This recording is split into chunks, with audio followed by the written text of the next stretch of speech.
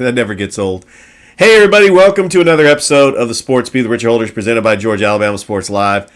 I am so happy to be here on this Friday in what is probably the busiest sports week of all time in the city of Columbus. We've got a minor league baseball team coming to the Fountain City in 2025. Nick Saban calls it quits at Alabama. You got Cadillac Williams stepping down at Auburn.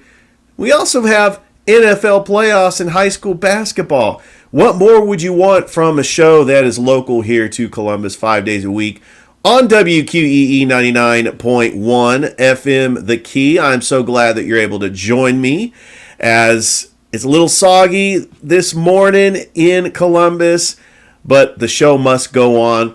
We will have some high school basketball games that is going to be later tonight on Georgia Alabama Sports Live. In approximately a couple hours, I should be heading down to Calvary Christian to call their first region game. Calvary Christian is taking on Conus Academy. You got the Calvary girls at 6:30. The Calvary boys should follow at 8. You can catch those games on Georgia Alabama Sports Live. My broadcast partner, Thrift Behringer, he is going to be on the campus of Shaw for a big region game between the Hardaway Hawks and the Shaw Raiders. The Hardaway girls will take on the Shaw Lady Raiders at 6:30. That matchup between Michaela Johnson and Tiara Tucker, I cannot wait to see that. Coach Ellison going up against Coach Felicia Brown. We also big friends with Coach Crowell, the assistant coach for the Shaw Lady Raiders. I mean, it's just a great region matchup between two Columbus schools that are trying to fight for a playoff berth and a good seeding in region tournament play. We're already halfway through the month of January, and we are going to have high school basketball probably all the way up for another month. I can't believe we're about a month away from high school baseball, college baseball. I'll try to cover all of it on this show, which I'm approaching my 4-year anniversary. On January 31st, 2020, I had my first episode of the Sports Beat where I was previewing the Super Bowl between the Kansas City Chiefs and the San Francisco 49ers. This was the reason why I did this, was because I was a guest on Nathan Speace's podcast, Tennessee Titans Talk, which Nathan Speace was a guy I went to college with. He had a podcast where he covered the Titans. He had a Super Bowl preview show, and he knew I was a lifelong San Francisco 49ers fan, so he reached out to me. Had so much fun, and I asked him, how'd you do this? I've always been wanting to do a podcast. He showed me how to do a podcast, and the rest is history. And also, I just kept grinding every day, trying to just pump out as many episodes as possible because I wanted to prove to myself and to the media out there that I am more than capable of doing a sports talk radio show 5 days a week. And I've been on WQEE for almost 2 years now. And all I got to do, I'm looking at Apple Podcasts. I wanted to just double check. Yeah, I actually did publish an episode on Apple Podcasts earlier today. So this is actually technically episode 769, just in case you are wondering. But you can catch this on Apple Podcasts, Spotify, iHeartRadio, or wherever you get your podcasts. I also do shows with Thrift Behringer on Georgia Alabama Sports Live Show. We do about 2 shows a week. We had our greatest show ever a couple of days ago. Wednesday night, we went an hour and a half. I had to break up that episode and play it for WQEE. Basically, I give an hour-long show to Ryan O'Neill, the station manager at WQEE, which is a radio station up in Noonan, Georgia. And I've been doing that for 2 years, and I just love being on the radio. I love being in that time slot from 2 to 3, Monday through Friday, right after Rod Peterson, which I've had Rod Peterson on my show. I've been on his show a couple of times. Rod Peterson is just an absolute legend up in Canada and one of the best broadcasters. And then Mac McGee follows me after my show, Braves Country Today with Mac McGee and the Armchair Quarterbacks. Other broadcasting personalities, Chris Pomey and Bryce Kuhn, are also on WQEE.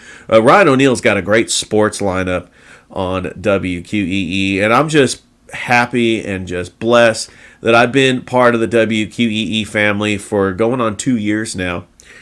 But we do have just an amazing show for you. I'm going to talk about the Mississippi Braves relocating to Columbus for the 2025 season.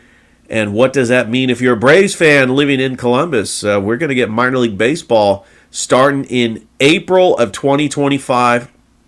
They're going to spend all of 2024 renovating historic Golden Park. They're probably going to put more seats, and there's just going to be a lot of moving parts to have Columbus having a minor league baseball team. And I know that it's going to attract a lot of Braves fans from outside the area, and it's really going to put Columbus on the map. I was talking to several people outside of Columbus that this was a big sports story in Georgia, period. And so it's great that we have this coverage in Columbus. And then the day later, we got the news, which actually broke on the Georgia Alabama Sports Live show that Thrip Behringer and I did on Wednesday, that Nick Saban calling it quits at Alabama. Nick Saban, the greatest to ever do it at the college football level, retires at the age of 72. I don't think he's done yet. Well, I think he's done coaching, but I think that, and Thrift said on our show that more likely he could be the czar of college football. I think he could possibly be on the playoff committee. There's so much stuff. He could be an analyst. He can go be a host for College Game Day, possibly taking over for Lee Corso. But then the question is, who does Alabama get to be their new head coach? The search is on.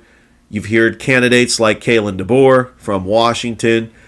It just broke earlier that Mike Norvell took his name out of the running. Dan Lanning took his name out of the running. These coaches that are considered candidates to be the next head coach at Alabama, I don't think they're walking into a situation where, oh, you're replacing the GOAT. There's so much pressure for you to win now. If you finish 8-4, the Alabama boosters are going to want to drag you out of town after the first year. I don't think it's a situation like that. Nick Saban built up something so special at Alabama. Whoever comes in and takes that job is going to have immediate success day one. Now, I just don't know if you'll ever have a coach like Nick Saban, just the way he was, his work ethic, especially in college football. And all these college coaches mimicking Nick Saban is something that we have seen over the years. We've seen short leashes on all these coaches in the SEC that don't last, because if Nick Saban can do it, why can't the coach that I have at my school do it? We thought it was Kirby Smart. He's not quite there yet. I think that Nick Saban, the way that he is finished and they make it into the college football playoff with this team, it's the best coaching job that he has ever done. So Kalen DeBoer is one of the candidates. Marcus Freeman is another candidate. Well, I'll be honest with you, you don't want to be the guy that finishes, that takes over for the legend. You want to be the guy after the guy. And I think that whoever they get is not going to have Alabama's not going to fall off the cliff. Let's not get it twisted. Alabama is still a great program with the resources they have in NIL and the transfer portal. Alabama's going to be fine. I just don't think they'll ever dominate college football like they did in that first part of Nick Saban's career in the early 2010s when they were about to three-peat and they were putting players in the NFL left and right, and their identity was just a physical defense with the ground game. The running backs that Alabama had over the years, I mean, one after another that not only made it to the NFL, but had a huge impact. I mean, you got to start Mark Ingram. He wins the Heisman. Right after him, Trent Richardson. You had Derrick Henry, Eddie Lacy, TJ Yeldon, Kenyon Drake, Bo Scarborough, Najee Harris, Damian Harris, and Josh Jacobs. Just running back after running back. Brian Robinson. And I know I'm missing some, but, and wide receivers. Look at all the wide receivers Alabama's put in the NFL.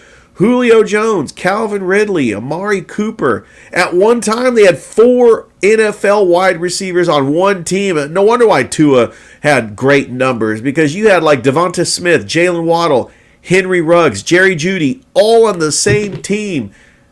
Alabama is really, I don't know if they'll ever duplicate that, because I think the other teams are catching up, and I really think all these college football teams are going to cannibalize each other. The SEC is going to be more competitive than ever with Texas and Oklahoma coming in 2024. We got the 12-team college football playoff. Did Nick Saban step away at the right time? That is the question. And what does Nick Saban do from here on out? Well, he can do whatever he wants.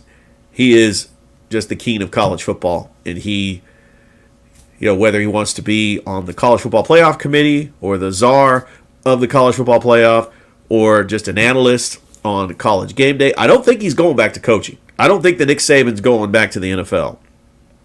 But I wish him the best of luck. I admit, I loved rooting against Nick Saban.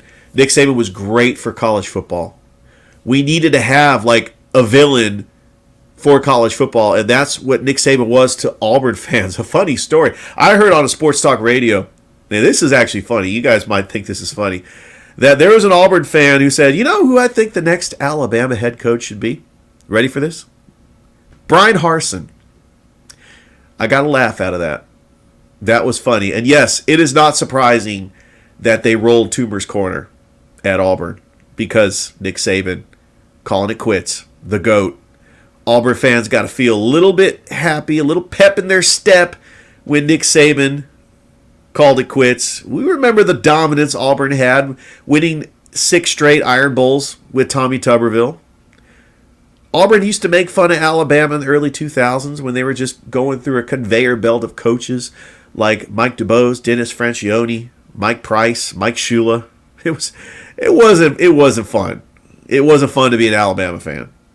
But Nick Saban completely dominated the sport since 2007, and he is just riding off in the sunset. And I have so much respect for Nick Saban. He is just a leader of men, a great human being, and his work ethic, and putting players in the NFL and making just extraordinary men.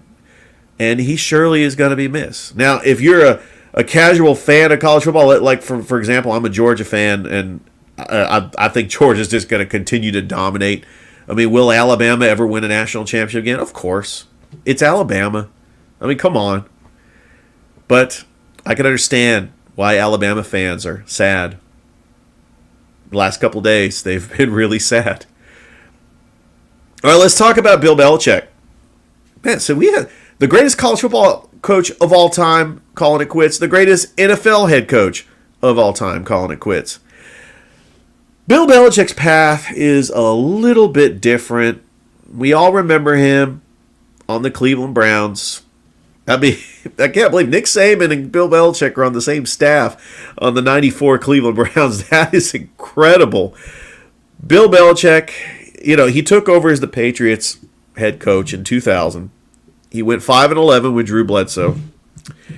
And Mo Lewis injures Drew Bledsoe in the 2001 season. And in comes Tom Brady, an unknown Tom Brady. The Patriots taking on the Raiders in the snow game. You remember, I don't know why I called it the snow game. It was the Tuck Rule game. But in the snow, Adam Vinatieri kicks the field goal to tie it, and he kicks field goal in overtime. And the Patriots, Tom Brady does get hurt. Drew Bledsoe plays in the AFC Championship against the Pittsburgh Steelers. The Patriots end up winning that game. They were heavy underdogs against the Rams. We all rooted for the Patriots. It was a feel-good story. The Patriots win their first Super Bowl, and they were the Destiny darlings. I mean, the New England Patriots, nobody expected them to win that first Super Bowl. Come 2002, the Patriots finished 9-7. And you're thinking, maybe this Patriots team is a flash in the pants. They're a one-hit wonder. There's no way they're going to go back. Well, they figured out their ground game problems. They end up getting Corey Dillon, a Pro Bowl running back from the Cincinnati Bengals. They still had a great defense.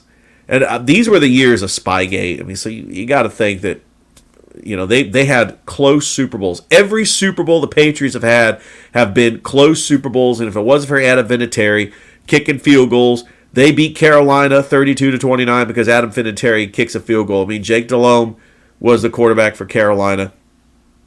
They beat Philly by 3, and T.O. came back from the injury. They go back-to-back. They win those 2 Super Bowls. I'm not saying they got lucky, but they were in a very weak division. And then they kind of got like a little dry spell. Peyton Manning started to win Super Bowls. He gets over the hump, beats Tom Brady in the AFC Championship. And then 2007 happened. The undefeated season. David Tyree catch. I think that part of their legacy kind of hurt more than losing any other Super Bowl. That was probably one of the biggest upsets in sports history. The New England Patriots had Randy Moss, and Tom Brady threw for over 50 touchdowns. And I think that they were trying to prove the naysayers wrong. And then we all remember the Super Bowls where the Patriots got lucky. So they had 3 Super Bowls to start. So Bill Belichick's got 3 Super Bowls well earned. Say what you want, whether or not Spygate was the reason why they won those Super Bowls. I don't think so. And then Falcons blowing the 28-3 lead. That was a lucky Super Bowl that the Patriots ended up winning. If Julian Edelman doesn't catch that miraculous catch, and you have guys like James White who just goes into the end zone, and Malcolm Mitchell comes out of nowhere and just catches these amazing passes. So that but before that, I've actually went ahead. Before that, we had the Malcolm Butler interception. If Pete Carroll doesn't give the ball to Marshawn Lynch, we're talking back-to-back Super Bowls for the Seattle Seahawks, and maybe the Patriots only have 3. Maybe Tom Brady only has 3 Super Bowls. And we could be having a conversation now that Joe Montana is the greatest quarterback to ever play because he had 4 Super Bowls. But Tom Brady and Bill Belichick did get 6. The last Super Bowl, 2019, it was the 2018 season. One of the most unwatchable games, and I feel ashamed that this game was in Atlanta because I was excited that Atlanta got the Super Bowl in 2019. But I remember that the New England Patriots defense just completely shut down the high-powered Rams offense. And there was your 6 Super Bowls. So Bill Belichick's legacy. Yes, he didn't really win without Tom Brady. He did have the one winning season where they went to the playoffs under Mac Jones. But you also got to remember Josh McDaniel was the offensive coordinator. When Bill Belichick lost Josh McDaniel, when he lost Dante Scarnecchia, when he started losing his assistants, and when people just weren't buying into the Patriot way or the no days off, it started wearing thin with a lot of people. And the writing was written on the wall for Bill Belichick as time in New England came to an end. Now, they just named a new head coach, Gerard Mayo. I think he's going to be a good fit. I just think that the Patriots have got to get the quarterback right. You also got to remember the AFC East is a lot better. The Jets are going to be better next year. Buffalo, Miami, they're in the playoffs this year. They're always going to be better. And then finally, Pete Carroll.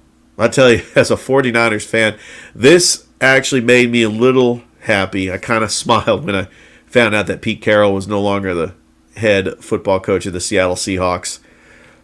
Pete Carroll could not win without Russell Wilson. This was also a quarterback head coach relationship that really flourished, and the Seahawks could have been a dynasty in the early 2010s. Once Marshawn Lynch got old, and once the Legion of Boom, like Cam Chancellor and Earl Thomas, once they left, Richard Sherman went to the 49ers. Still to this day, I couldn't believe that probably the most hated player by the 49ers fans went to the 49ers. But that's neither here or there. Once the Seahawks actually started losing their players and Russell Wilson got frustrated because their offense was so generic, so vanilla, and they wanted to let Russ cook, but that was really not his game. And Pete Carroll, he is a Hall of Fame coach. He's won a national championship at USC, and he's won a Super Bowl. In fact, he's won 2 national championships at USC. Yes, I do count 2004. Yeah, say what you want. I know that they vacated that national championship, but they did win the national championship in 2004. Pete Carroll is in great class with Jimmy Johnson, Barry Switzer, of coaches who won a national championship and also won a Super Bowl. And he'll go down as a Hall of Fame head coach. But times have changed. They've gone to offense. He's a very rigid coach, and he was the oldest head coach in the NFL. It was time for him to go. He still has a lot of energy. He still wants to coach. I mean, if I was the Atlanta Falcons, I'd give him a call because he is a very good leader of men. He is a raw coach, and sometimes you need that type of coach. He wasn't really an X's and O's coach, but if you get a brilliant mind, like on offense, you get a good offensive coordinator who's pretty much a genius. Like, for instance, Mike McDaniel, who still looks like a kid for the Dolphins, but he is like a whiz with the playbook. You get somebody like that. I mean, that the Seahawks can get back to being Super Bowl contenders again, but are you going to stick with Geno Smith, or you try to get a quarterback in 2024? Look, Kirk Cousins is available. Justin Fields is available. Hey, Russell Wilson is available. How about Russell Wilson coming back to Seattle? No, I'm just kidding. I don't think they would have him. Oh, but I'm telling you what, I've had such a great time talking about sports here on the Sports Beat. But we do have some high school basketball later tonight. It is Friday. I will be at the campus of Calvary Christian for Konos Academy. You have Hardaway and Shaw. Columbus got a big win over Thomasville yesterday. That was a big region win. Carver is going to be on the road taking on Crisp County. And that game is a huge region game, as the Carver Tigers boys team is still undefeated. The Carver Lady Tigers taking on Crisp County as well. Let's take a look at the Spencer Greenway, because Spencer, they are taking on Northeast today. That is going to be in Macon. Spencer is 10-1 on the season. The Spencer girls also having a good season. They are 8-4. Harris County, the Harris County girls got the win over McIntosh yesterday, but unfortunately the Harris County boys ended up losing to McIntosh. I just can't believe high school basketball is in region play as we speak, and we have got just so many matchups. And we plan on having some matchups on Georgia Alabama Sports Live. So last night, Russell County defeated Northside 71-56. They were supposed to play Central this Saturday, but it got postponed because they moved up. Thank you. They moved up the Central Smith Station game to Saturday, which we will have both the girls and the boys on Georgia Alabama Sports Live. Oh, man. And then we got Super NFL Wild Card Weekend. I'm just going to break down the games. I'm going to tell you my picks, and then I'm going to tell you who I think is going to play in the divisional round. All right, NFL starting with the Houston Texans taking on the Cleveland Browns. You got Joe Flacco, 39 years old, doing it at the highest level, playing for a Browns team that we remember the Browns as just going through just a conveyor belt of quarterbacks. The famous jersey where they've listed all the quarterbacks, Tim Couch, all the way until Jake Delhomme, or actually Baker Mayfield. He was the most stable quarterback, and then the Browns just decided to get rid of him because they went after Deshaun Watson. Well, Deshaun Watson gets hurt this season, in comes Joe Flacco, and he, who, by the way, undefeated in the wild card round in the postseason, that was with Baltimore. He is taking on the Houston Texans, and this is Deshaun Watson's former team. Houston, after going through Lovie Smith and David Culley, they've had some one-and-done coaches. They go with DeMeco Ryans, who I believe is going to win Coach of the Year, the former 49ers defensive coordinator, former Alabama linebacker, which, by the way, I actually put his name out there as a possible candidate to be an Alabama head coach. Maybe not right now, but eventually, because that is his alma mater. And what DeMeco Ryans is doing at Houston is just absolutely incredible. C.J. Stroud breaking all sorts of records as far as rookie quarterbacks to play for the Houston Texans. In fact, he actually finished fourth in passing yards out of all rookies. We had Cam Newton, Peyton Manning, and C.J. Stroud is up in that list, Justin Herbert. Like rookie quarterbacks that have made an impact, C.J. Stroud is that guy. But I think that the Cleveland Browns will win this game because they have the better team. It is in Houston. I'll get you that. But Cleveland, I think that they're going to win this game because Joe Flacco's on a heater, and Joe Flacco has that playoff experience. The next game, the Miami Dolphins taking on the Kansas City Chiefs at Arrowhead. I got to check the temperature because it was 0 degrees. The weather called for 0 degrees. But this is going to be, now they say -2. Oh, good luck having a warm weather team go up to Arrowhead and try to get the win. I believe that the Kansas City Chiefs are going to get the win here. Although I still think that the Chiefs are very flawed. They don't have a number one receiver. Rashid Rice, he's a good maybe number 2, number 3 receiver. The Chiefs don't have a number one receiver. That didn't stop them from winning the Super Bowl last year with guys like Juju Smith-Schuster and Marquez Valdez-Scantling. They didn't really have a number one receiver last year. Tyreek Hill goes back to face his former team. A lot of storylines in this game, but I think that the Chiefs end up getting the win. This game you could find on Peacock. I still don't understand why an NFL playoff game is on the Peacock Network and only the Peacock Network. Sunday, you got the Steelers and the Bills. I think that the Bills end up winning this game. I think that Josh Allen has calmed down a little bit. He's not losing games for Buffalo. He's not throwing as many interceptions. I think that the season turned around for the Buffalo Bills when they fired Ken Dorsey as their offensive coordinator and hired Joe Brady, the whiz kid who was responsible for Joe Burrow throwing 60 touchdowns and LSU winning the national championship in 2019. That is a possibility. I think that the Buffalo Bills are one of those teams that can make the Super Bowl, but we'll see what the matchup is in the divisional round. Packers, Cowboys. Cowboys undefeated, regular season at home. They should be winning this game. If they don't, I think Mike McCarthy's out of a job. This is a must-win game for the Dallas Cowboys.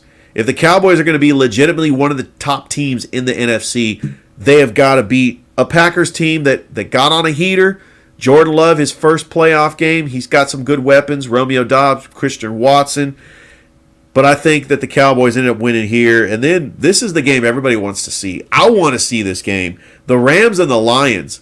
You got Matthew Stafford facing his former team. You got Jared Goff facing his former team. The Lions haven't hosted a playoff game since 1993. The Detroit Lions taking on a Rams team that nobody expected to be here. I think Sean McVay should get some consideration for Coach of the Year. Look at what they got in the 5th round from BYU. Puka Nacua. I tell you what, if you're an NFL scout, you need to scout BYU better because the players that have come from BYU, Puka Nacua, Tyler Algier, Fred Warner. There you go. BYU produces NFL talent. So Puka Nacua broke the receiving yard record for rookies and the reception record for rookies. And, of course, you have reliable Cooper Kupp. When healthy, the greatest slot receiver of all time. I'm just going to come out and say that. Better than Wes Welker. Better than Julian Edelman. Cooper Kupp is the best slot wide receiver of all time. There, I said it. You could book it on this show. I think I might take that as a catchphrase. I do think the Rams get the upset in this game. So what does that mean in the division round? I'll get to that. That is going to be for some high drama in the divisional round. The Monday night game, as much as the Eagles are reeling, and I do think that Nick Sirianni loses his job if the Eagles lose to the Buccaneers, they might not have A.J. Brown. Jalen Hurts is banged up, but they will get Darius Slay back. The Eagles are too good to lose this game to Tampa. Tampa Bay 9-8. They win the division because the division was really bad. But Tampa Bay still had a good season with Baker Mayfield. It's just that they won the division in a very weak NFC South. Eagles are only favored by 3. I do think the Eagles flip the switch. I mean, we're talking about the Eagles as like LeBron's Cavaliers in the playoffs, where don't really pay attention to the regular season. You get into the playoffs, it's a brand new season. But just, you got to build that momentum, and they have limped into the playoffs. That's why I don't have any faith that the Eagles can win this game. But they should win this game because they have better players. All right, so let's say they do win the game. All right, so the divisional round looks like it'll be Cleveland at Baltimore, Kansas City at Buffalo. I like Baltimore and Buffalo to win those 2 games over in the divisional round in the NFC. If the Rams do beat the Lions, which I'm calling the upset, that the Rams are going to beat the Lions, the Rams will play the 49ers in the divisional round. That's a scary matchup for the 49ers. It's hard to beat a team in the division. You know, the Rams did win that game week 18, but it didn't matter. Carson Wentz was playing, and he's always been a 49ers killer against the 3rd and 4th string but we don't know how hot this Rams team can be. And when you're playing a divisional opponent in the playoffs, that would get me worried. So I still think the 49ers would win, but oh man, that is the one team I don't want to see the 49ers play in the divisional round. And if the Eagles do beat the Buccaneers, they would play the Cowboys. What are some other playoff matchups? Let's say the Packers upset the Cowboys, which would be catastrophic. Mike McCarthy would be losing his job. The Packers would play the 49ers. And then let's say the Rams and the Packers win. The Rams would be so the Cowboys will lose to the Packers. So the Packers would be playing the 49ers, and then the Rams would be playing the winner of Philly and Tampa. Let's say Philly wins. Philly's hosting the divisional round in the next round of the playoffs. So I could root for chaos. I don't like chaos. I like chalk when it comes to my NFL playoffs because I want to see the best matchups unless it's my team. And with the 49ers having home field advantage throughout the playoffs, I really like their chances to make it to the Super Bowl. But how special would it be if we had the NFC Championship between the San Francisco 49ers and the Dallas Cowboys? The Cowboys would have to exercise demons because they lost to the 49ers 2 straight years in the playoffs. As far as the AFC, how great would that matchup be in the divisional round if it's the Chiefs and Bills? And this time it would be in Buffalo. And Buffalo gets to the AFC Championship. We're probably going to play Baltimore. I'm not saying that Cleveland can't beat Baltimore. They do. They match up well with Baltimore. And they've beaten them in Baltimore. So the Browns do match up well with Baltimore. But I know that your casual football fan would like to see a Super Bowl matchup between the Lions and the Browns. Why not? Both teams have never made the Super Bowl. That'd be a pretty cool NFL matchup, which would get massive ratings. Anyway, hey, I've gone over 30 minutes. This has been a great show. I want to thank everybody who has watched the show, downloaded the show on Apple Podcasts, Spotify, iHeartRadio, or wherever you get your podcasts. Hope everybody has a great weekend. I will see you back here on Monday. I am out of here. Take care, everybody.